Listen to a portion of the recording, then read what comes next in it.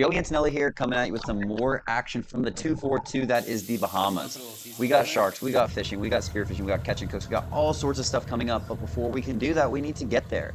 And that's where this comes in. The beautiful 36-foot yellowfin that Connie and Scott have, and we're going to be putting this boat into some awesome conditions and some really fun action over the next few days. This video is just the first video of 4, so make sure you check back and see as I upload more, because some incredible stuff happened that actually isn't even going to make it into this video. There was just so much action. We're heading across the ocean, and we could not have asked for better conditions. I mean, I guess there's a little bit bump there, but you see Logan laid out on that front lounger with his beanbag creation going on there. We got Scott on the wheel, then we have Connie, Mike, and Roger in the back, and I'm riding shotgun on this one. When it's this flat, you can really enjoy these crossings, and it makes you really appreciate it, because we get bad ones as well. But the first thing you see when you get over there, when you start seeing those little things in the distance, those little rocks, those little islands, it starts to become real, and like, it's time now. Like, we got to get ready, we got to get our gear set up. But before you can do any fishing or diving, we have to go in and clear customs, and that's what's going on right now. While Connie and Scott are clearing customs, we're going to open this big floor hatch up front and pull out more dive gear and spears than we probably would ever need. But it's nice to have all the gear and be totally ready for anything that could happen while you're over there. All these spears that we're using are made by Headhunter. Headhunter makes a ton of diving equipment, kind of specializing, I would say, in like Bahamas gear, like pole spears and slings and stuff like that. Anything from a beginner pole spear all the way up to what you're going to need to get a 40, 50, 80 pound black grouper in the rocks, and they just make it all. New crew, who dis? Who dis? New crew, who dis? I'm bored. Starting the dive. Warm summer. Don't even need the suit today. Pretty water. There's a nice hog down there. There's a mutton. There's a black. All right, let's go dive, mass cam.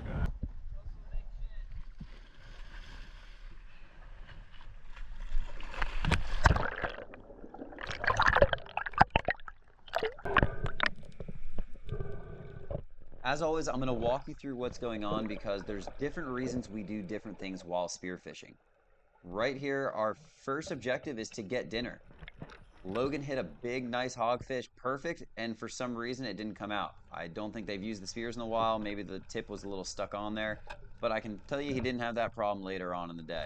So I followed him up as the fish started going into this hole and was able to get a good shot on it and secure our first fish. Now, at the beginning of the day, we're not too picky. We're looking for dinner. We got food and snacks and stuff on the boat. We're not going to starve by any means, but we don't have dinner. So we need some fresh fish for dinner tonight, and this hogfish would be absolutely perfect for that, along with pretty much anything else that swims.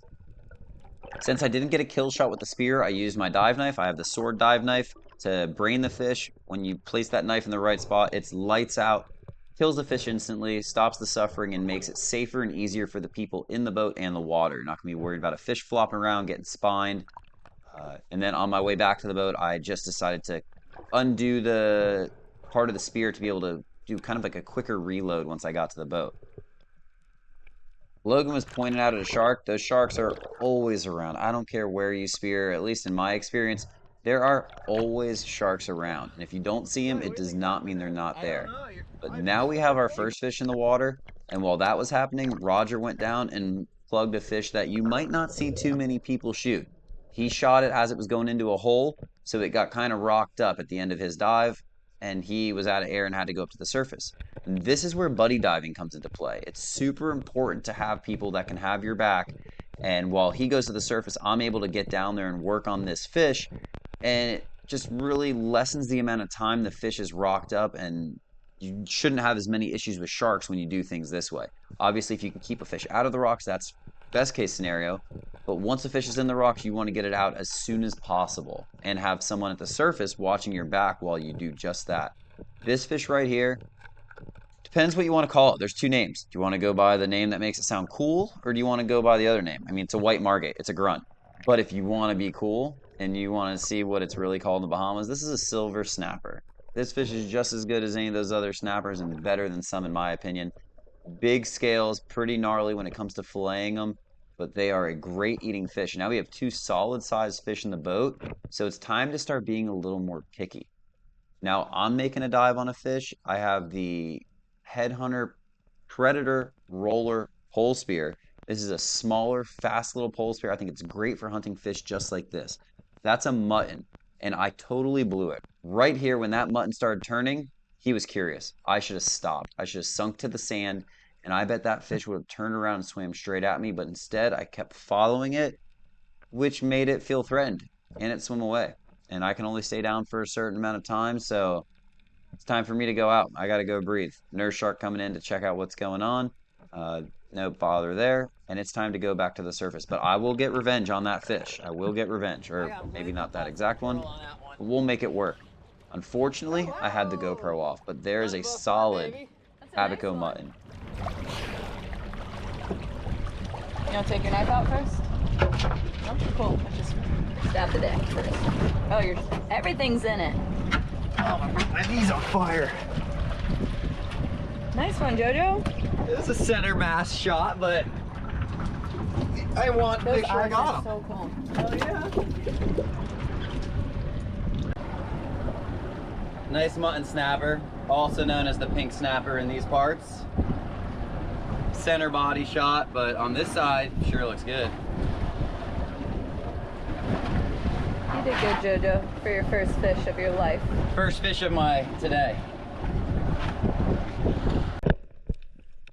Remember how I said now we could start getting a little picky? Well, here's kind of a good example of that. That's a nice Nassau grouper, about a 10-pound Nassau grouper. I was aimed on the El Rolo spot and decided to let it swim. You don't need to always shoot them, and that's not really the cool thing about being down here. The coolest thing to me is just being underwater and experiencing it all. And anyone that's really into spearfishing, that's the stuff you appreciate. Yes, those big trophy fish stick with you for a long time, but just the feeling of being down there is what draws you back time after time.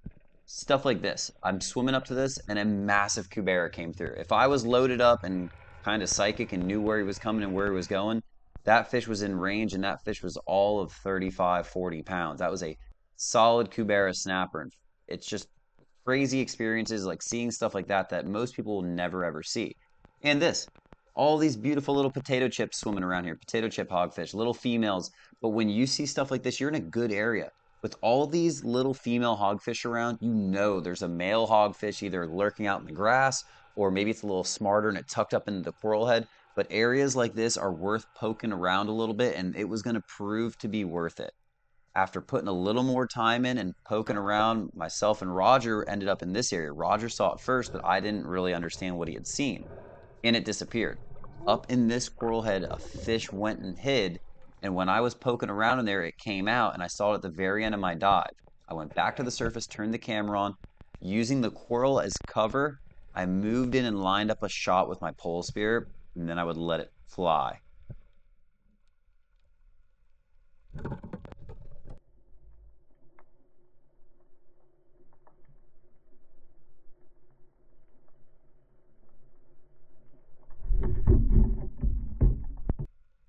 A hogfish is the most iconic fish when it comes to spearfishing in the Bahamas. Whether it's someone that's been spearfishing for a long time or someone completely new, probably because hogfish are usually fairly easy to spear, and they don't really get caught too often on hook and line. Some people can target them, but especially the bigger hogfish are almost always harvested by spear. This one got up into the reef, but after a little bit of work in it, I was able to get him out of the rocks and bring him up to the surface, where Roger was above me watching my back and said a shark came in there, buzzing around. He went down, poked it away, and again, that's the buddy diving. That's what it's there for. I never even saw the shark.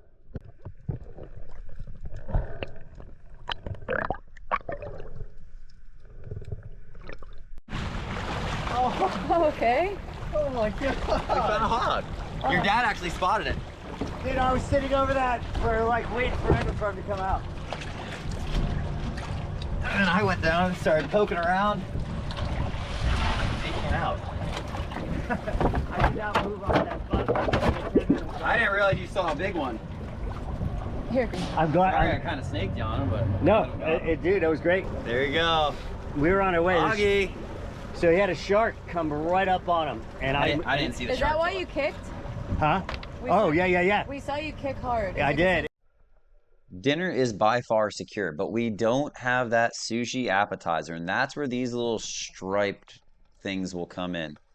These are lionfish. Lionfish are a poison, no, not poison, venomous fish. Difference between venom and poison, real quick. Poison's ingested, venom's injected. So while a lionfish is venomous, they are completely safe to eat, but you better be careful when doing so. They have pointy, sharp fins all over their body. And you can see how careful and how different I'm handling this fish compared to a normal fish I would spear. Normally, right after shooting the fish, I pull that thing right into my body. I get a good grip on it and get to the surface. No way I'm doing that with this guy. This guy has little needles all over his body that just want to make my hand blow up like a Mickey Mouse glove. And I don't want that to happen, but I do want some delicious sushi. So I'm going to risk it for the biscuit and take this thing back to the boat. Very carefully, I went and gave him the old bass thumb and then found out in this 36-foot boat with 6 people full of gear that go fishing every single day, we don't have a single pair of scissors to cut these fins off. So carefully on the cutting board, I got the slip tip from the spear back out of the lionfish, and then I would use a knife to chop the fins off. Not the best way to do it, but it got the job done. It also was going to stop me from getting more because it just took way too much time. With scissors, you can just go down the back and the sides and cut off all the fins. With the knife, I think if I kept doing it, I would have had the fish flop as I'm punching it, and it would have stabbed me with a fin, and I would have been in some serious pain.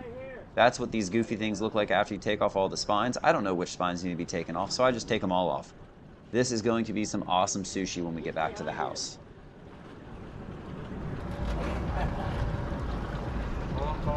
Here, switch with me. Over there.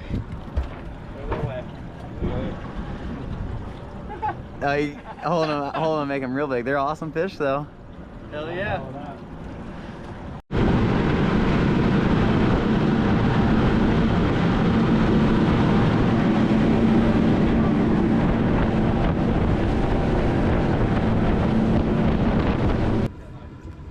Get under there to switch in between those two at the front. Yeah. I mean, it's kind of neat, but I know, dude. I didn't mind. you I want don't to mind. slush, but I don't mind.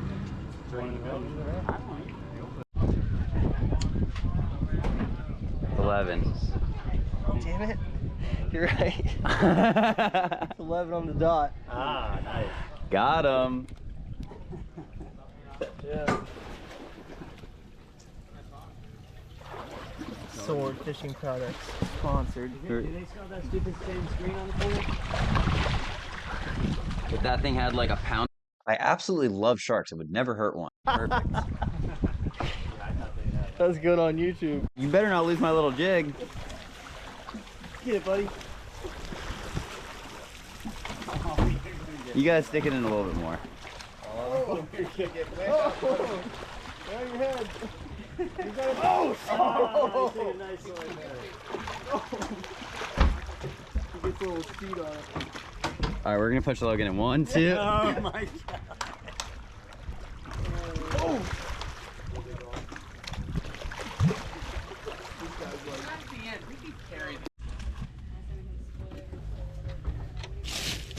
Good night, my baby.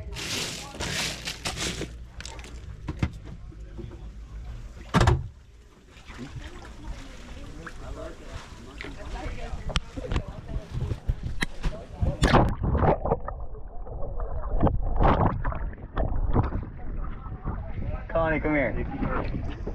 Safety third. Yeah. You ready for safety third?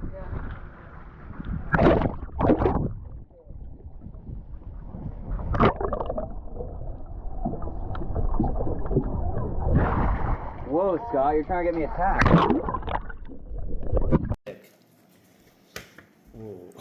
The lionfish is. Let's see if we can get. I don't know if you can see the iridescent on the Yeah, video. it's tough. No, it's right here. Look. I want to see if it shows up on No, here. the iridescence when you. It's pretty cool. That lionfish looks good. Here, this is it right here. It See, actually look. is. Maybe the people that drink cilantro taste like seafood. No, I like cilantro. Mutton fish. You want to put a little seasoning on there? Mutton snappers. Come on, Con. This is Casey's special seasoning that he made us from Bahamas and back, and I got it with me. Very nice. But we're still good. We got to go over your new sponsor. And we got to... Wait, first sponsor. Wrap It. I think that's all right. Wait, we don't... Where's the Wrap It? I forgot my watch, and I don't want to burn. So Wrap It so nicely sent me this. So I will not be sunburned the whole If trip. you have a watch tan and you're worried about it, and you just don't feel like wearing your Rolex while you're diving, Yeah.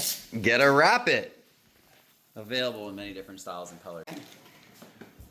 Connie on all these trips takes such good care of us with wonderful meals prepared. And what do we have tonight, Con?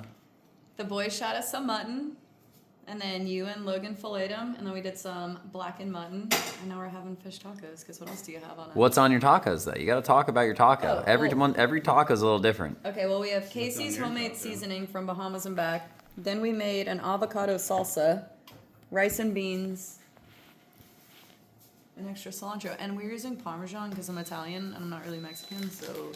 Trying to get some salsa, bro. Jeez. Oh, that damn